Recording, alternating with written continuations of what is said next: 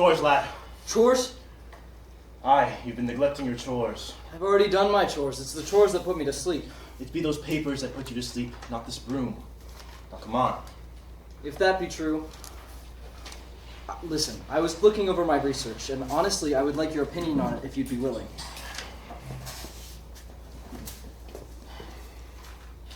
I've done my fair share of research, and no good it has brought to me. You'd have better luck doing your chores than burying your nose in someone else's words. If that be true, then what did scrubbing the rivets off the hull teach me yesterday? I don't know. You were the one to scrub. Why don't you enlighten me with what it taught to you?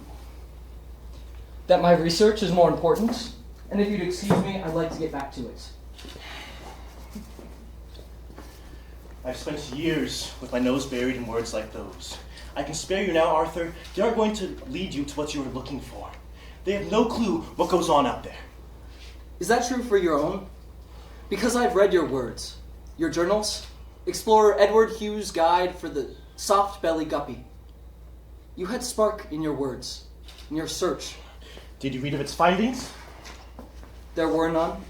But that doesn't have to be the outcome of this expedition if we work together. No. I am to captain the Shoebox, but at no point did I agree with the university to be a mentor. Right.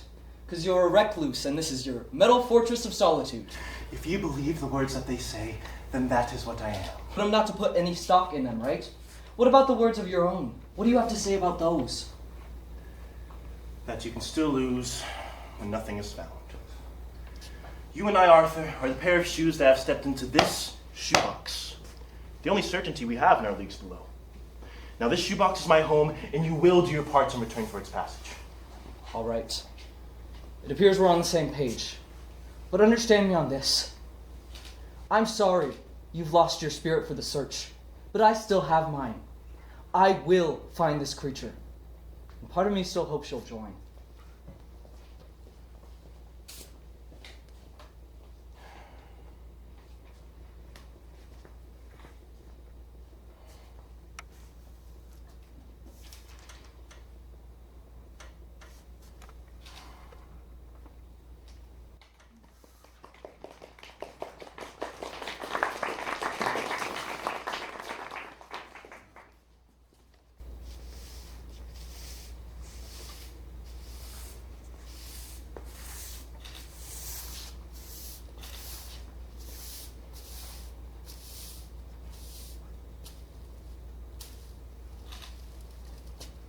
A beauty, isn't it? Yes. It's better than the pictures in the books. Oh, I'll get back to sleeping. No, lad, it's all right. Come on back if you'd like. How have you grown tired of this? They're magnificent creatures. My eyes are like my stomach. After too much, I've had my fill of fish. But still, the view from the glass must be breathtaking. 8 feet across, is it? Aye. But I don't spend much time with the controls. The shoebox navigates itself to a point of depth. Where do you spend your time then, if not at the helm? Mind yourself not with that business. It'd be best.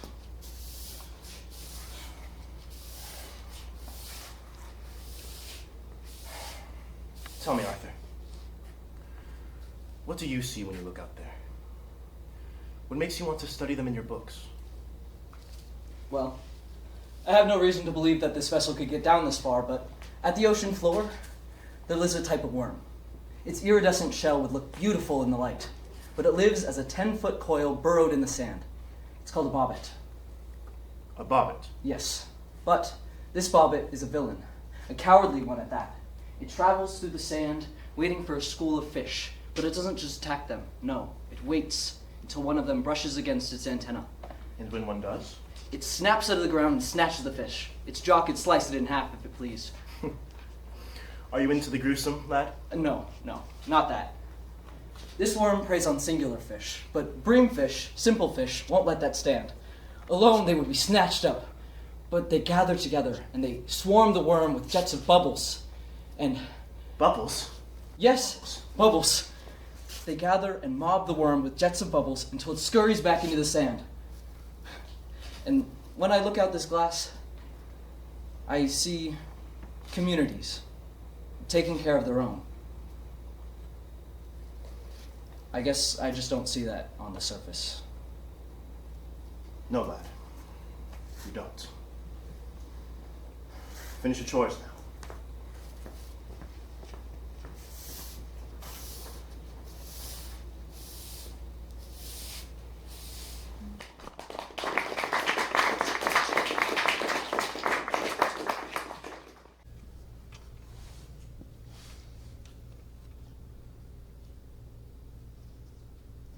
Edward! Captain! The creature is close. But where are you?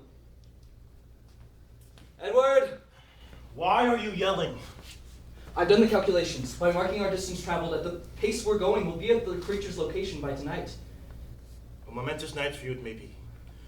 Follow me to the controls. I need to take over navigations. Oh, I need my notebook. I'll meet you there.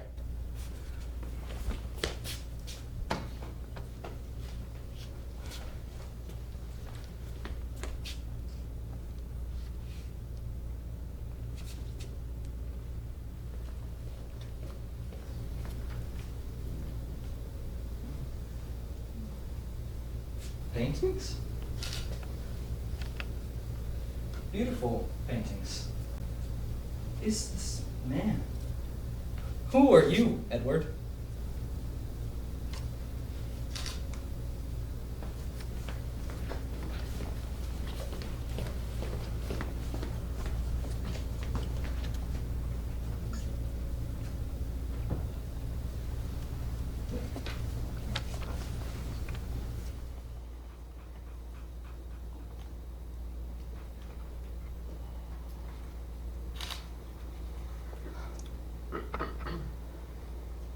Wow. There you are, lad. Thought you might miss your creature. My notebook, as I said. I went to grab it. Right. Come, have a seat. What? Nothing. Eyes up. Your discovery may be soon. Are we at the coordinates I gave you? Aye, just about. 3 days we've been in Shoebox, and 3 days it took her to bring us. Even so, it's not just being here. The creature could be anywhere around us. It may take a while to find. Agreed. That I was curious to ask you, is this creature a welcoming sort? I'd expect it not to be. It's probably hiding, observing us, before it lets us see it. Well, until that time be, let us cruise around. See what we can find.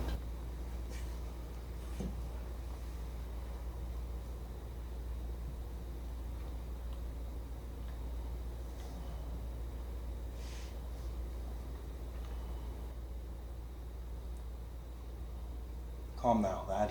You may scare it away with that. Paid no mind. It was nothing. When was the last time you slept? Not since the broom, but it doesn't matter. Then no matter it has. But I still think it'd be those papers that put you to sleep. I could give you a real go with the broom, put you to sleep if you'd like. Don't tempt me. We may not see the moon, but we feel its pull, rocking us to bed. Edward, please. Don't bring that seafarer's notion around here. And none we shall have. Unless, tell me, with which foot did you first step into the shoebox? Think!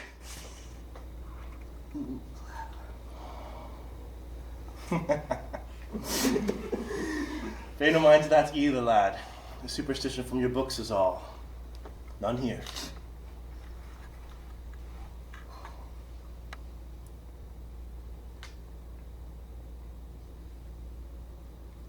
I'm not above your chores, you know.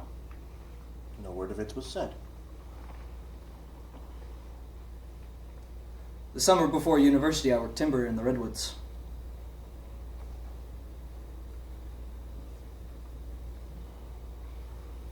The woods were this quiet. Besides the thump of axe chopping into trunk and the grunts of men's breaths. Thump and groan, thump and groan. Axe and breath. That was how we spoke to each other, as I felt I had no words to say to them. Those words of men. I was not a man like them. Not half as manly. I wrestled with that as I chopped into those trees.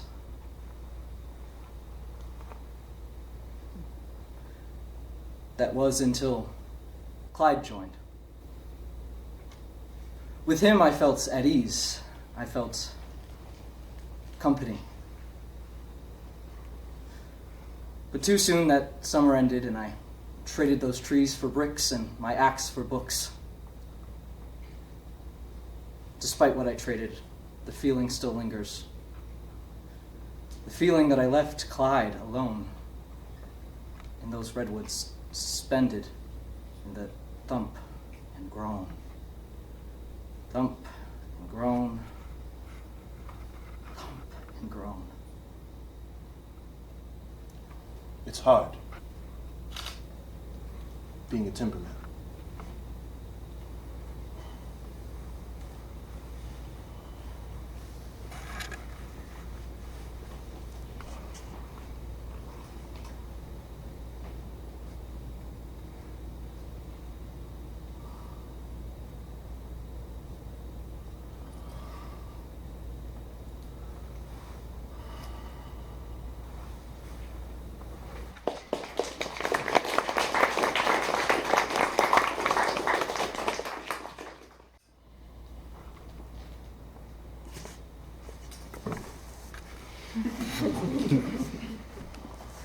I fell asleep. How could I fall? You fell asleep. How could you fall asleep? You were at the controls. We could have crashed and never woken up again. Shoebox didn't let that happen. It doesn't want to sink as much as you or I. You trusted enough not to stay awake? You could have at least woken me up. I admit, I was asleep before I realized. You're right. I was asleep too. I apologize. I do too, lad. We missed it, didn't we? If it was even there, perhaps we did. Please, Edward, don't speak that naysay. Tell me that this voyage has brought back some of that spark in you at least. It's not the fish that did it. But I admit I feel that something has. Well then, I'm sorry that we must end this way. To return to the university as slumbering fools.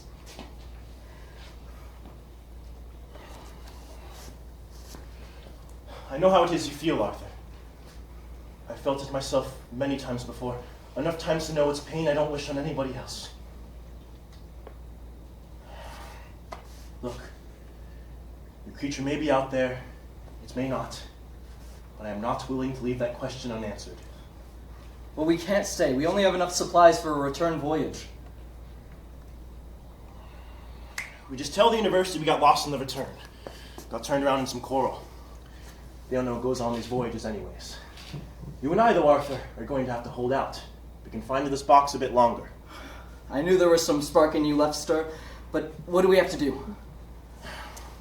First, we must agree on these terms. The food must be rationed from here on out, and the fuel needs to be maintained. We would do a check on each and agree to how many days we are able to stay. That sounds fair. I understand rationing food, but what about the fuel? We stay here, at the spot in which we believe the creature resides. We let the shoebox float idle, and perhaps go for small searches each day. It's best to keep it still, though. It may allow for the marine life to get more comfortable with us being around. And make them out of hiding. Aye, lad. To finding our creature, sir. And to not laying our final rest in Neptune's bed.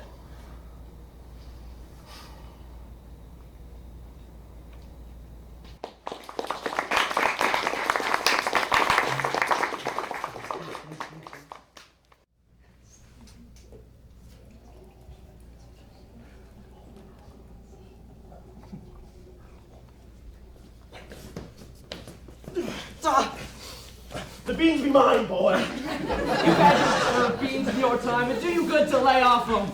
Now you lost what I was willing to share.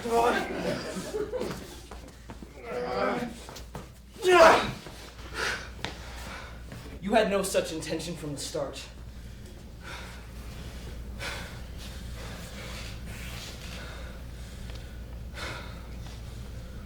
How many days have we been in this box? 7? Just 5. How many did we ration for? Help me to recollect. Don't talk like that. If these be our last beans, then it must have been a few. Wouldn't you agree? Aye, sir. Agree is what we did to ration. And ration we did. Even kept the can opener away from our stock to best dissuade from selfish interests. But nothing would be stopping us from giving in, would there be? Stop it with your accusations, okay? I had nothing more than what we shared each night, and I don't believe you did either. But you stop this, or I may find use for this. It won't come to that. Doubt you'd have the scruff even if it did. It'd be Neptune's doom to you if you were to strike down your captain. More superstitions, seafarer? Yes, superstitions. Both you and I are too educated and experienced to believe in such things. But there could be one we may be willing to try. What are you getting at, sir? The power of song and dance. It's been used throughout history to ask for blessings through trying times such as rain during drought or to ask for love during a time of violence. Now, we can't ask for this can to be never-ending or to go larger or duplicate. That would be ludicrous. But we may ask for it to be more nourishing to our stomachs and fulfilling to our souls. If it means we get to eat, go on. Good lad for playing along. Now join me.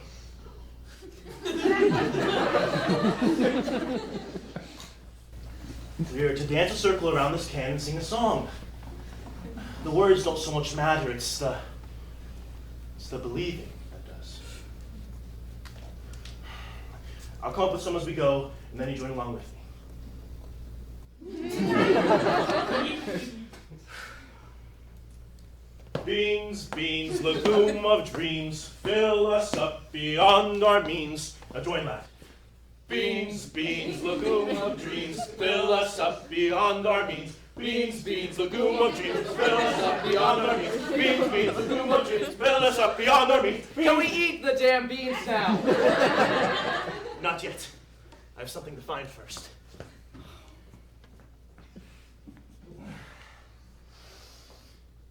That bean dance may not do shit. But these are certainly able to suppress our appetites. Come, lad, for being such a good sport as you were. It was in my papers not to partake. Enough with the papers. We've already gone against them. If it helps, you may recall it says for the time we are on this voyage, you are to follow my instruction. Yes. All right. Good. Then I instruct you to drink. We're going to need it with the last of our food gone. All right, then.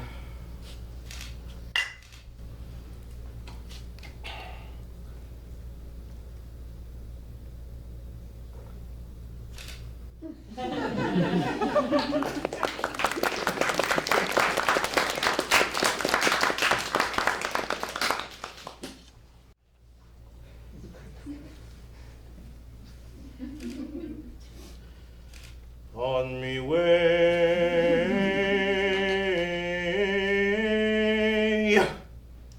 we'll pay Paddy Doyle for his boots. On me way,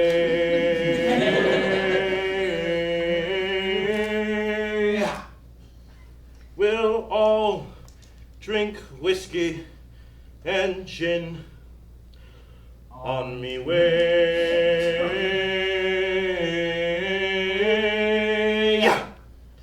we'll all shave under the chin. On me way,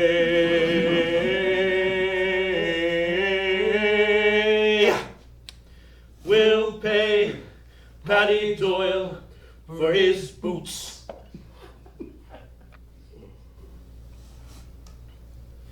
Sing me another song, Edward. I want another song. No, lad, I feel I'm out of song. The day that be true is the day the wind stops blowing. Now come on your feet. You can't give me this liquor and then fall asleep on me. In a bit, Arthur. It doesn't make me as lively as it used to. It must ignite something in you. You're not that much older than I am. True, but at times it's made me feel much older than I am. All right, rest a minute. But soon you'll join me on your feet. I feel the spirits are making my body want to sway.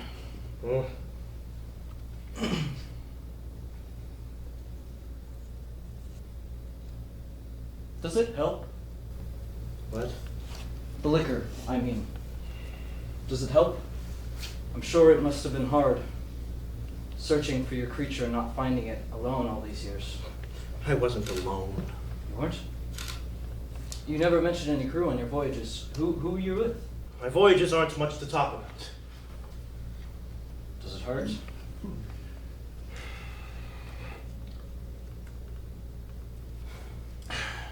Did it when we woke up that morning at the control deck? Yes. We put our stock of happiness into things we have no control over. Yes, but at least we still search for it. Even you have to agree that it's better to have faith in finding happiness than have none and sit still. But then our backs begin to ache and our legs begin to tire. Hell, they may get blown out from under you. What then, lad? You crawl.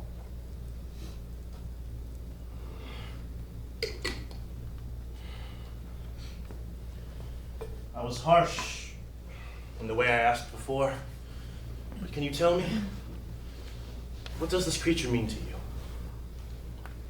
I fear I've lost sight of that the further we've plunged. Well, as you consider, don't lose hope in it. But don't put your entire being into it either. I won't. Thank you. Now, sing me another song. Aye. Sing this along with me.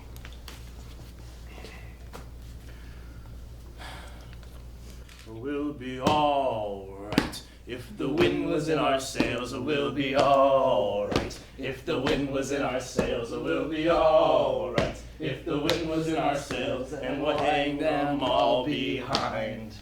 And we'll row the old chariot along, and we'll row the old chariot along, and we'll row the old chariot along, and we'll hang them all behind. And we'll row the old chariot along, and we'll row the old chariot along, and we'll row the old chariot along, and we'll hang them all behind. And we'll row the old chariot along, and we'll row the old chariot along, and we'll row the old chariot along, and we'll hang them all behind.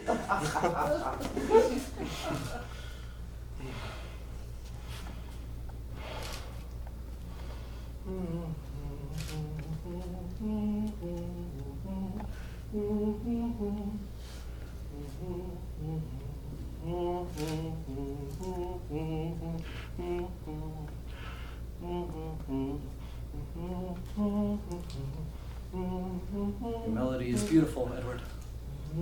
Beautiful, like your paintings. Paintings? Speak you nothing of paintings. I'm sorry, Edward, for looking, but he's gorgeous. I feel I know you. A bastard boy who forgets the face of his own father. Of decent men. Cursed to find no heart that beats the same as his own. Keep ye close, though lost and gone. Never to have again. My heart you stabbed with your poisoned eyes. Eyes that look so warmly into mine. Those eyes which look upon my art with such poisonous treason. Behold my words, Arthur, as King Neptune himself looks upon you with pity. My paintings were for no one to see, let alone the half-man you may be.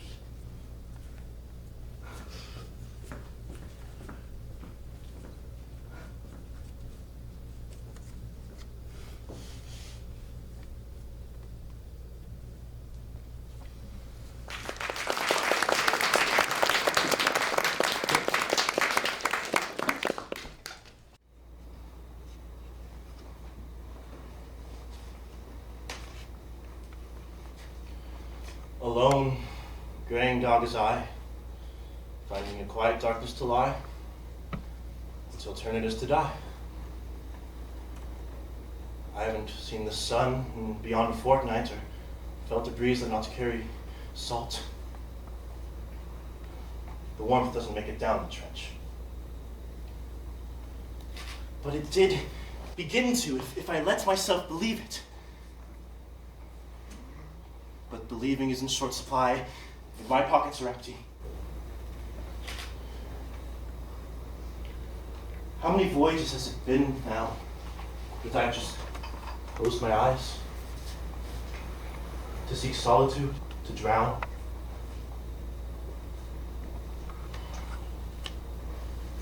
But not anymore, not this time. This voyage feels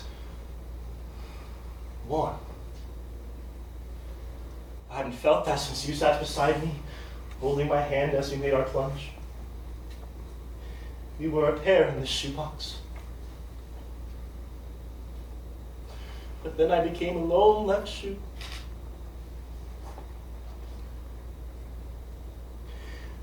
There's something about this man, despite what you think he may be. He may be a right shoe to dance with again.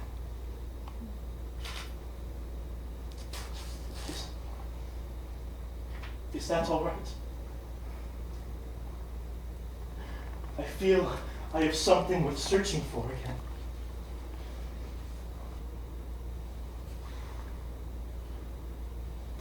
But I will have always found you.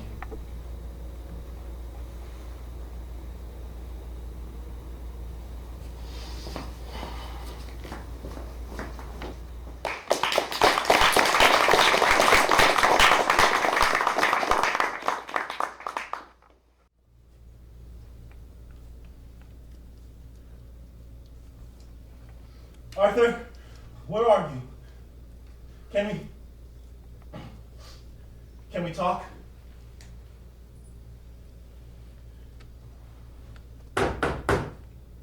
Lad?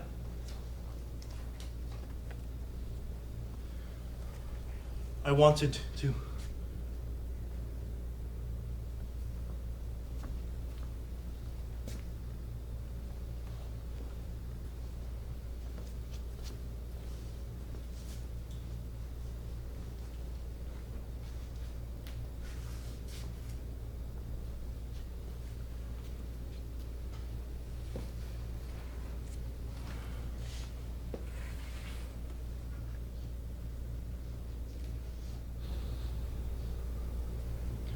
Oh, Donnie, my heart.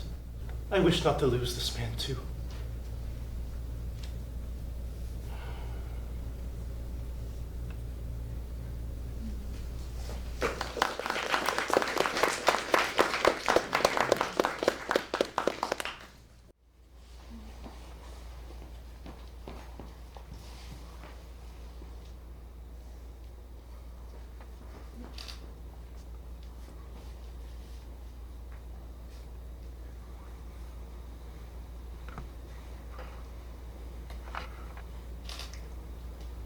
I saw you packed away your papers. I didn't see them as important anymore. I'm sorry to hear that. I'm sorry for my words that led you to such a place. Who is the man in your paintings, Edward? Did he sit here before me? I'm sorry for my outburst before. The least you can do is tell me. But you hurt me, Arthur. You hurt me when you looked at my paintings. They were private. Something I wasn't willing to share. I'm sorry, Edward. I shouldn't have looked.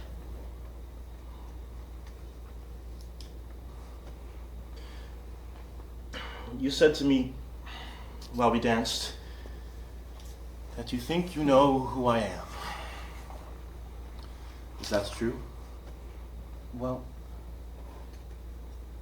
I believe I do. At least I'd like to. It's hard to trust other men. I wasn't sure if you were like... Like one of those timbermen in the redwoods. Yes. But you're not. You're like Clyde. And you were like Donnie. Tell me about him. He sat with me, where you sit now. He was the heart of this shoebox. My co-captain. My partner. Where is he?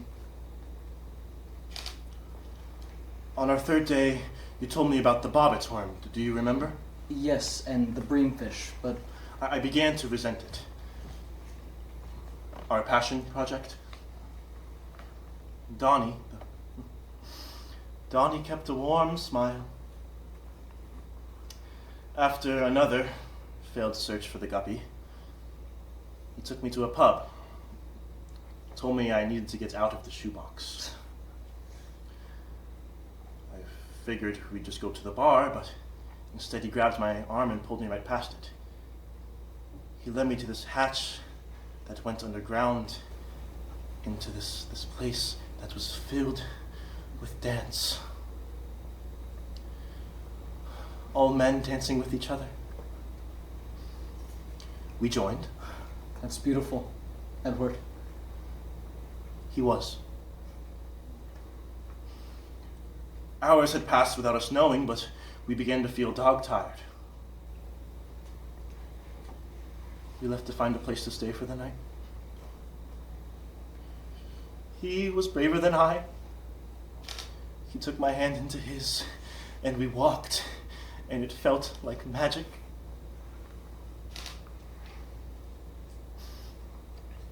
But some don't like to see men hold hands, Arthur. Some men are like bobbits.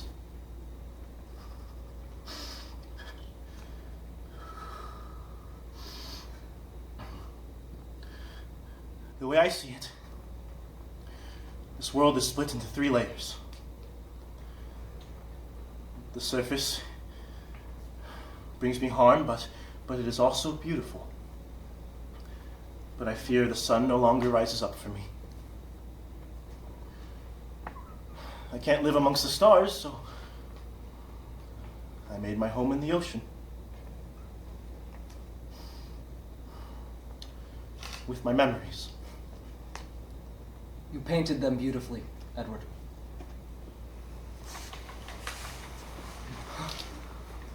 This may be a creature, lad. Wait a minute. Are those breamfish?